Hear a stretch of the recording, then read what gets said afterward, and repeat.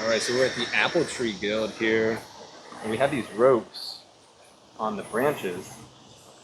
We're trying to form a better structure on these trees, get that open base shape. We had a raccoon that broke one of the branches off on the other one. We're trying to form that main scaffold there.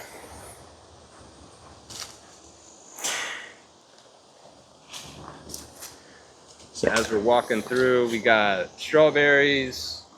There's a bunch of herbs in there. Tarragon, rosemary, sochan, Vecchia lacinata is edible green. A rosemary here.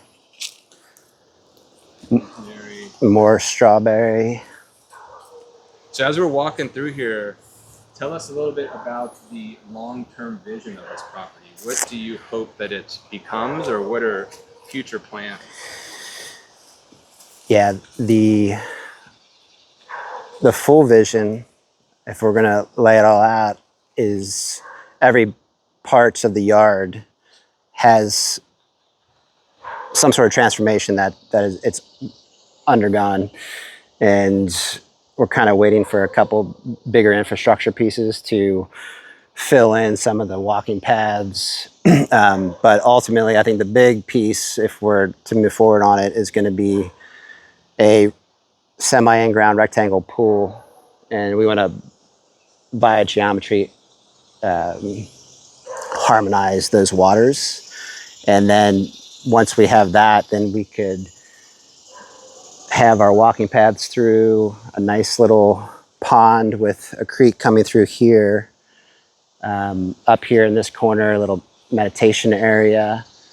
And we've got the bamboo all along the fencing. So the yard will be cocooned by a tropical bamboo. So you've got the layers of the bamboo, and then back here is more of a jungle with some local tropical plants. And that'll feed into a water feature here, a creek that moves through the yard with a little walking bridge over the creek. And then nested amongst these features are going to be, we can fill it in with our expanding tree guilds, with our herbs and culinary plants. And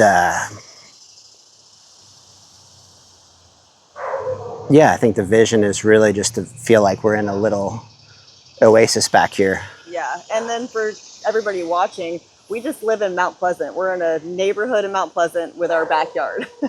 So we're not like out in the country with all this land. We just did this with our normal backyard that anybody can do. Yeah, I think the property lot is 0.3 acres. Yeah, so 0.3. The backyard is no bigger than a quarter acre. Yeah, I think it's a good sized backyard for being in Mount Pleasant. You know, it's a nice size, but anyone can do this, and you can go as, you know, in detail with it as we did and keep on expanding, or you can do something like we have over there and just do your garden. But it's accessible to anyone. Once you have your beds, really you just need seeds. So What would you say to people that would say it's a lot of maintenance to keep something like that? It isn't really a lot of maintenance. I think that's one of the major appeals. Yeah, the major appeal is that you don't really need to do a lot after everything gets in. Yeah, once the fruit trees are established, you want to water them in once a week, make sure they're properly hydrated, depending on if it's raining or not. But once they're established, the first month or two, I mean, it's really, they're good to go. We've had some drought weeks. Really in the spring, we're getting a couple months of drought. So I've spot watered a little bit, but we put some of the high value plants, the fruit trees, on irrigation as well as the annual garden. So we've got a really basic irrigation system that works really well. So that's on a timer and a schedule. So we don't have to think about that. But all of the tree guild vegetables, herbs and like wildflowers and everything, they're just on their own basically. So the maintenance is I would say minimal once it's established. So all the work's up front, but then the ongoing maintenance is just, you know, spot weeding if you choose. But Yeah. yeah, Yeah, I would say I would agree. It's very low maintenance, long term. You always have that upfront work for the installation, but over time it becomes more self-sufficient. yeah. I just wanted to say too, like we used to start it with one tree guild the first fall, maybe three, the plum and then the two apples. I think that was where we started, and it's just been a kind of a slow process over the months of an expansion, you know, and then the vision keeps kind of morphing and evolving and changing. So I, as things work or don't work, you know, depending on the plant, and then what we really want long term with the property.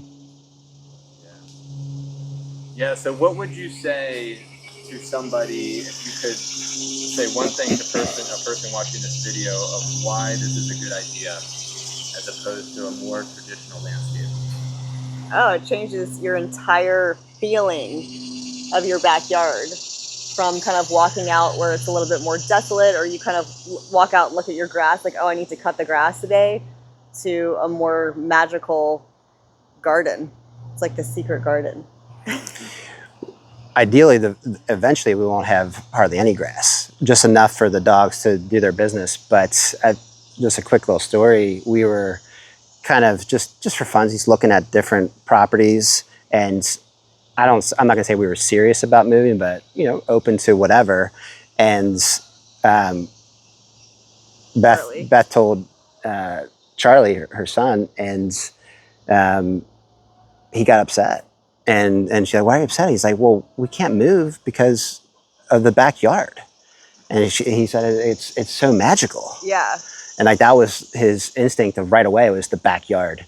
And yeah, initially with all the changes that were happening, I think there was we had to take down a tree that was falling that he used to climb growing up, and that was kind of a tough little moment. But I think ultimately all the changes they've loved all the changes, you know. And Charlie lives in the woods, like he loves nature. He's always wants to be outside, and he wants this feeling to be expand, and then also in the front yard. He wants the front yard to be the same feeling of just like, oh my God, it's a jungle. Yeah.